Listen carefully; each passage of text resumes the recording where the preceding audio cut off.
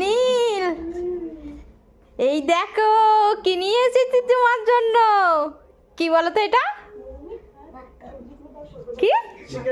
Chicken, chicken tandoori. বসো বসো বসো বসো। তোমার ভালো লাগছে না? কি ভয় লাগছে? বসো বসো। মুখটা দেখো, মুখটা দেখো কি করছে। গন্ধ লাগছে, পুরা পুরা গন্ধ। এটা পুড়িয়ে এটা করে। খাবে না? তুমি খাবে না? ও মনে হচ্ছে খাবে না।